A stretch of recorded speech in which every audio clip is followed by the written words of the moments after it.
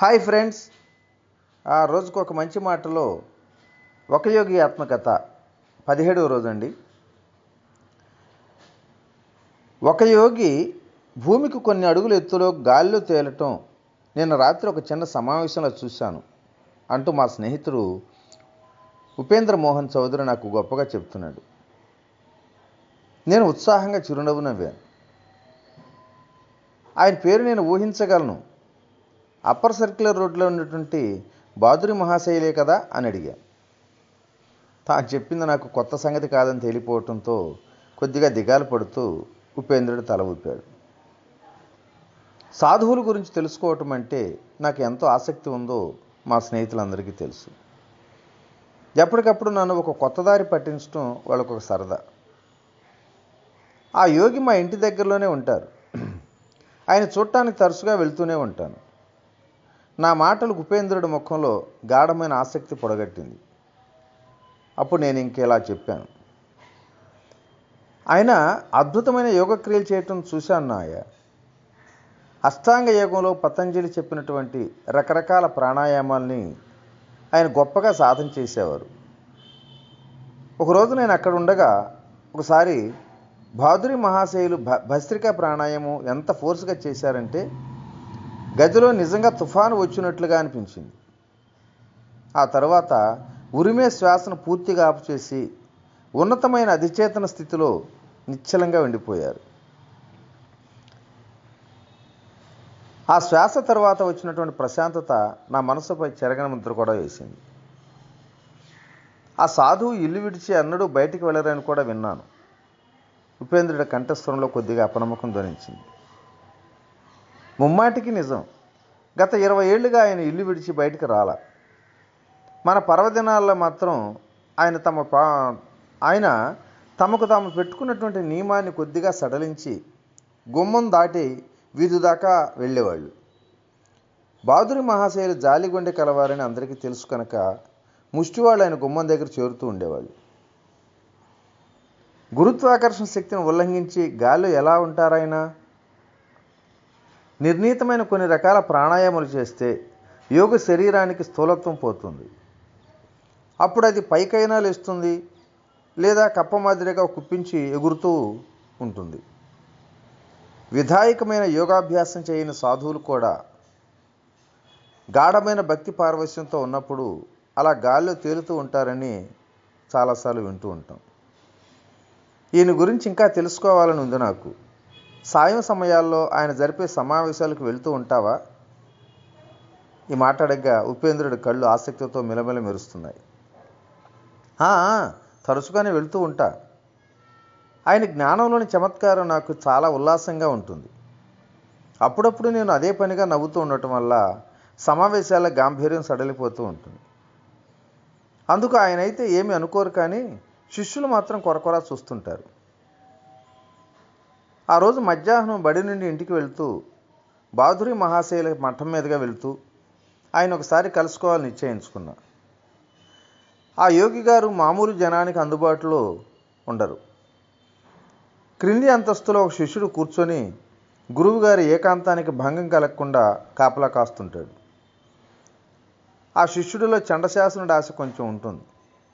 ఆయన కలుసుకోవటానికి ముందుగా అనుమతి తీసుకున్నావా లేదా అని అడిగాడు.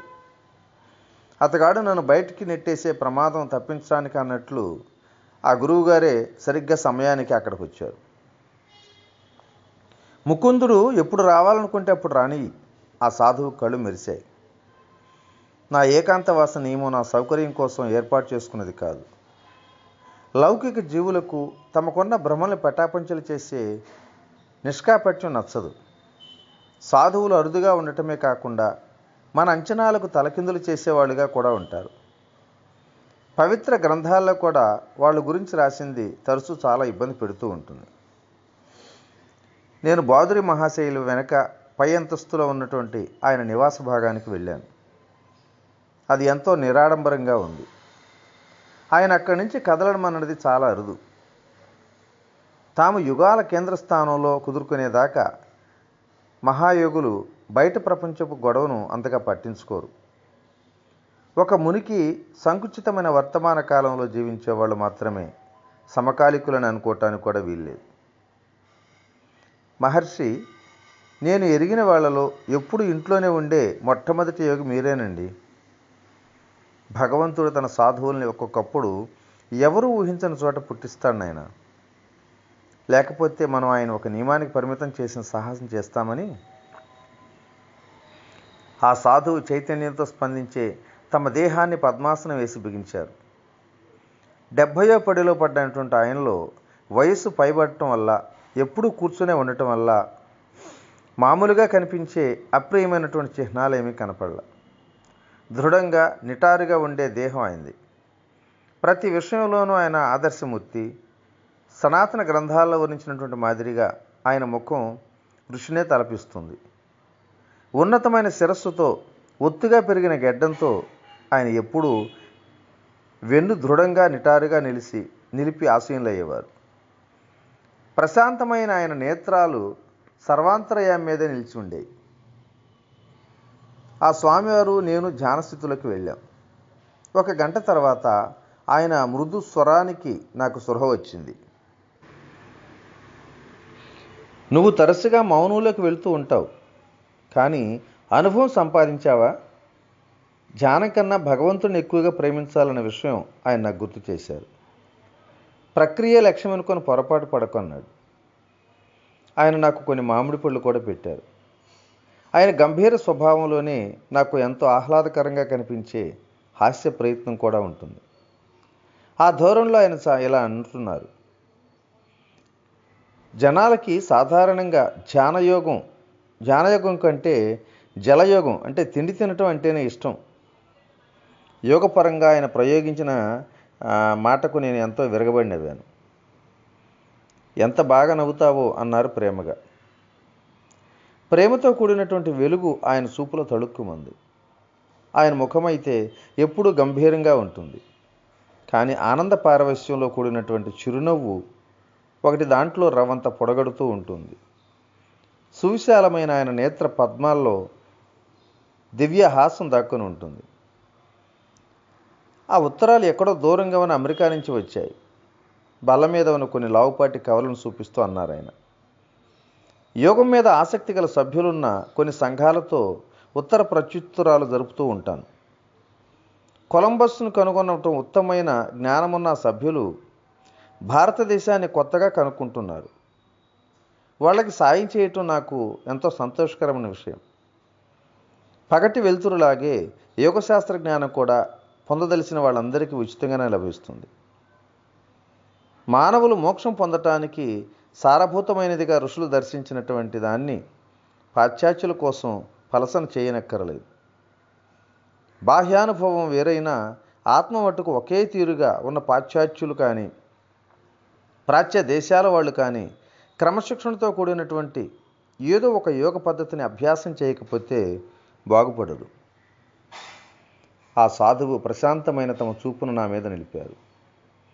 ఆయన మాటల్లో భవిష్యత్తును సూచించే అస్పష్టమైన ఉపదేశం ఉందన్న సంగతి నేను అప్పుడు గ్రహించల. ఎప్పుడో ఒకనాడు నేను భారతదేశపు దివ్య బోధనలను అమెరికా తీసుకువెళ్తానని తరచుగా మాట వరుసకు చేసే సూచనలకు పూర్తి అర్థం ఇప్పుడే ఈ మాటలు రాస్తున్నప్పుడే నాకు తెలిసింది. మహర్షి, ప్రపంచానికి లాభం కలగటానికి యోగశాస్త్రాన్ని గురించి మీరు ఒక పుస్తకం రాస్తే బాగుంటుందేమో అనిపిస్తుంది అన్నా. నేను శిష్యును తయారు చేస్తున్నా. వాళ్ళ శిష్య పరంపర సజీవ గ్రంథాలుగా పనికొస్తారు. కాలప్రభావాన జరిగే సహజ విచ్యుత్తులకు, విమర్శకుల అసహజ వ్యాఖ్యానాలకు బలి కాకుండా నిలిచే గ్రంథాలు వారే. సాయంకాలం ఆయన శిష్యులు వచ్చే వరకు ఆ యోగి దగ్గర నేను ఒక్కడే ఉన్నా. బాధురి మహాశయులు ప్రసంగం ప్రారంభించారు. ఆయన ప్రసంగాలు ఎంతో సాటి లేనివి కూడా. వినేవాళ్ల మనస్సులో ఉండే చెత్తనంతా తుడిచిపెట్టేసి దేవుడి వైపు తేలుతూ పోయేటట్లు చేసే ప్రశాంతమైన వరద వెల్లువ మాదిరిగా ప్రసంగిస్తుంటారు ఆయన. ఆయన స్వచ్ఛమైన బెంగాలీలో మనస్సుకు హత్తుపోయే నీతి కథలు ఎన్నో చెప్తూ ఉంటారు. మరి ఈరోజు ఈ మంచి మాటను ఇంతటితో విరమించుకుందాం. రేపటి రోజుని ఈ గాల్లో తేలి సాధువు గురించి మరిన్ని విషయాలు తెలుసుకుందాం. ఓకేనా? ఓకే. ఇట్లా మీ రామిరెడ్డి, మానస సరోవరం. Thank you.